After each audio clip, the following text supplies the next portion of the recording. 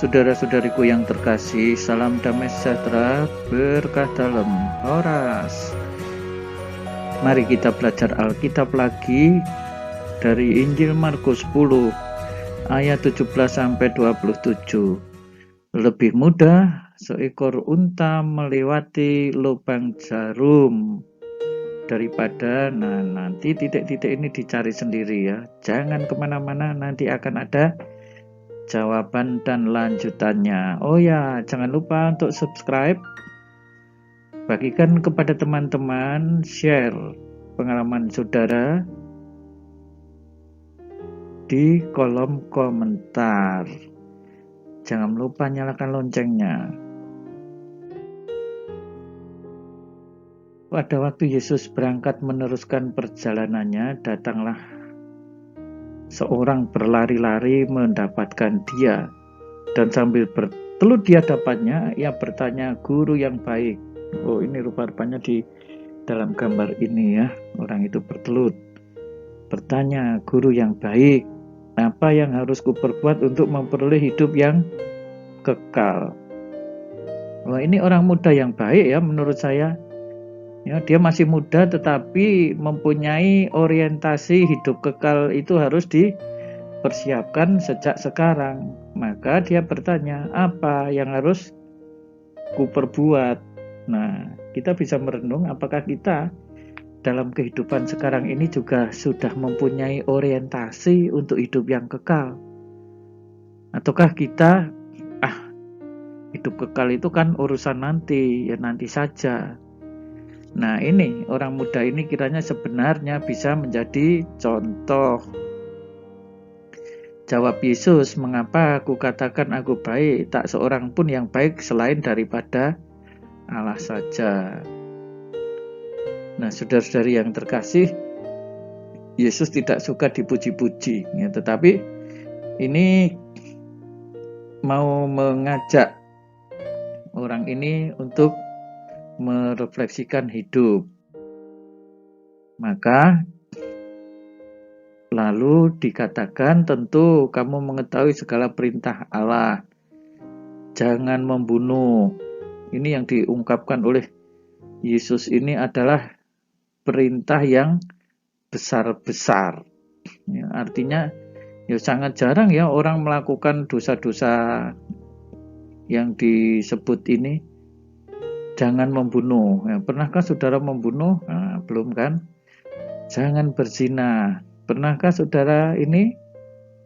Nah, sebagian besar tentu tidak pernah. Jangan mencuri. Nah, ini sekarang kalau kategori mencuri itu korupsi, dianggap mencuri, ya berarti mungkin pernah. Atau mencuri, ya kalau dulu masih jadi seminaris di seminari kecil ya, mencuri buah-buahan. Jangan mengucapkan saksi dusta. Wah, ini juga dosa besar. Jangan mengurangi hak orang. Hormatilah ayah ibumu. Nah, mungkin kadang kita kurang menghormati. Tetapi orang muda itu sangat percaya diri, sangat percaya diri. Guru, semuanya itu telah kuturuti sejak masa mudaku. Oh, berani enggak kita mengatakan seperti orang muda ini? Kalau dosa-dosa seperti disebutkan Yesus atau perintah, bukan dosa ya, perintah Allah seperti disebutkan Yesus ini, orang muda ini pun sangat percaya diri. Oh, sudah kujalankan, kuturuti sejak masa mudaku. Mantap. Sebagai orang muda mantap kalau bisa seperti itu. Tapi Yesus memandang dan menaruh kasih kepadanya. Nah, Yesus mengetahui sampai sedalamnya hati, sehingga dia dengan memandang dan menaruh kasih kepadanya. Ini dia karena tahu apa yang ada di dalam hati orang itu. Dia tahu satu kekurangannya yang ada di dalam hati orang muda ini. Kekuranganmu satu, yaitu sekarang pergilah, jualah apa yang kau miliki, berikanlah itu kepada orang-orang miskin, maka engkau akan beroleh harta di surga. Waduh, ini berat ini kalau seperti ini. Ya, orang ini sudah sangat mantap sejak masa muda menuruti perintah Allah.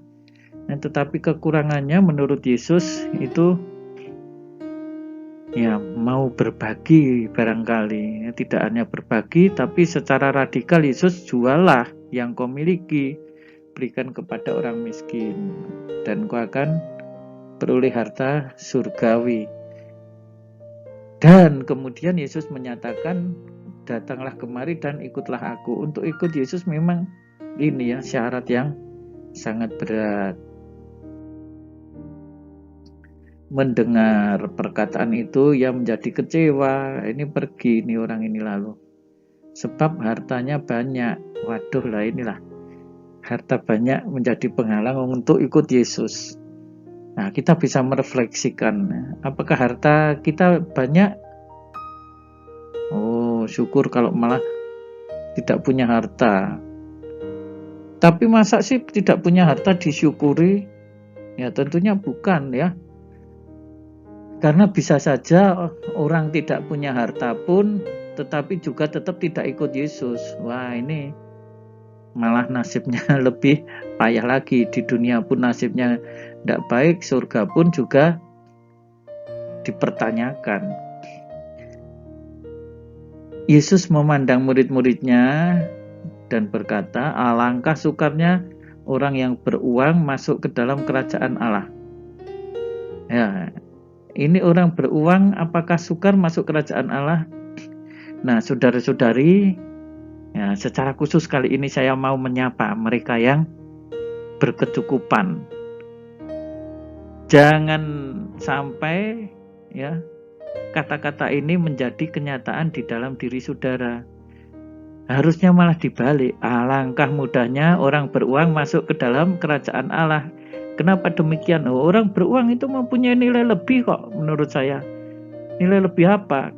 Saya bisa membantu orang sakit yang membutuhkan. Saya bisa membantu orang miskin. Saya bisa berbagi. Ya mohon maaf ya untuk mereka yang tidak punya, apakah bisa berbagi atau menyumbang? Ya bisa, tetapi mungkin sebagian lagi memang tidak bisa. Nah ini bagi orang kaya sebenarnya diuntungkan. Ada banyak berkat dari Yesus, dari Tuhan, dan sekarang cuma diajak untuk berbagi. Murid-murid tercengang mendengar perkataan itu. Karena apa? Itu tadi kan menyangkut kehidupan kerajaan Allah. Alangkah sukarnya masuk ke dalam kerajaan Allah. Ya, ini menyangkut keselamatan masa depan. Kok oleh Yesus dikatakan sukar masuk ke dalam kerajaan Allah hanya karena kaya? Apakah hanya karena kekayaan itu kekayaan akan menjadi penghalang? Mestinya tidak. Ya. Lebih mudah seekor unta melewati lubang jarum daripada seorang kaya masuk ke dalam kerajaan Allah. Wah, ini semakin seperti mustahil kalau seperti ini, ya. Tetapi mengenai lubang jarum ini ada dua penafsiran, ya. Kalau di tafsir lubang jarum dalam arti letter luck, yang untuk menjahit itu, ya tentu saja lubang jarumnya itu segede apa. Tetapi ada juga yang menafsirkan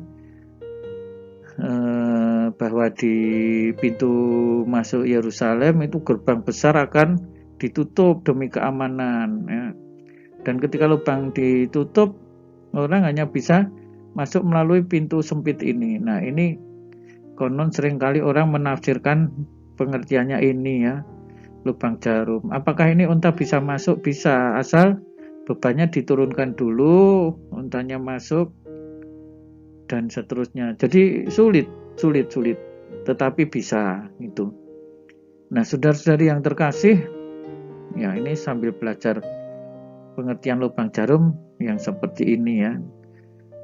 Namun kita sekarang akan merefleksikan, ya, bagaimana Yesus mau memberikan pengajaran kepada murid-muridnya bahwa untuk masuk kerajaan Allah itu harus diperjuangkan, harus semacam berlomba-lomba, berjuang untuk bisa masuk.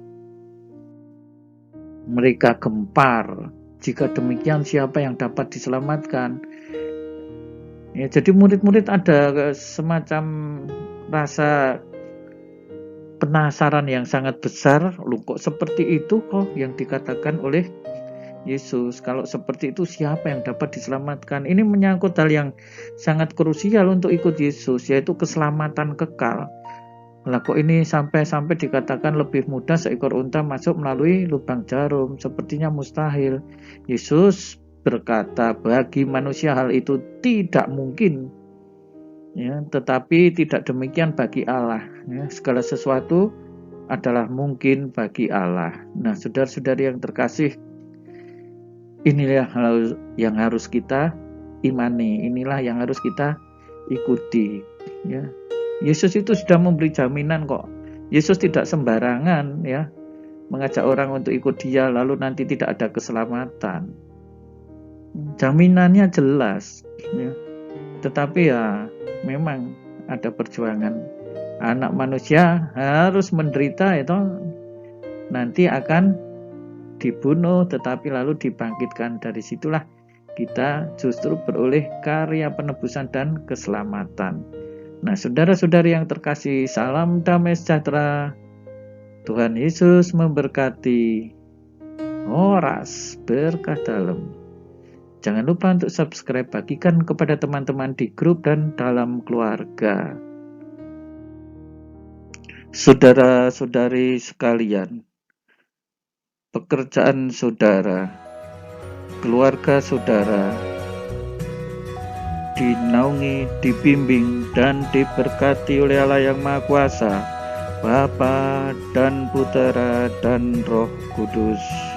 Amin.